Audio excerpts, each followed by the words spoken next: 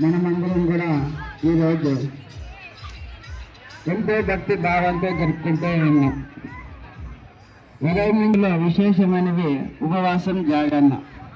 మరి ఏ పండగ లేనటువంటివి అయితే ఈ ఉపవాసం ఎందుకు చేస్తున్నాము అంటే, అయితే ఆధ్యాత్మికమైనటువంటి భాషలో ఆధ్యాత్మికమైనటువంటి భావనార్థం ఏమిటంటే, ఉపవాసం అనగా అంటే స్మృతిలో ఉండడం.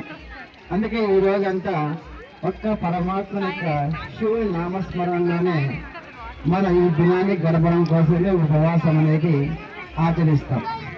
మరి ఎందుకు తక్కువ ఆహారం అంటే, నిద్ర సమయంలో మనము భగవంతుని నామస్మరాన్ని చేయలేం, నిద్రపోతాం. కాబట్టి ఈ ఉపవాసం చేశారు. అయితే సాయంత్రం రాత్రి మనం ఏం చేస్తాం? జాగరణ చేస్తాం. జాగరణ అంటే జాగృతి. ఏమి జాగృతి కావాలి? దేని నుంచి జాగృతి కావాలి?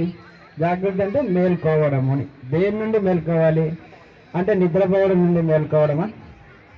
కాదు. ఏమంటే మనలో ఉన్నటువంటి ఈ పంచవికారాల యొక్క రాక్షస గుణాల నుండి స్వయాన్ని మేల్కోవడం కోసం, అంటే వీటి నుండి దూరం కావడం కోసం ఈరోజు రాత్రి సమయాన్ని మనం ఆచరిస్తాం, మేల్కొంటాం. అయితే మేల్కోవడంతోనే మనకి ఇప్పుడు పుణ్యం వస్తుందా అంటే, మరి చూడండి, ఆలోచన చేయండి.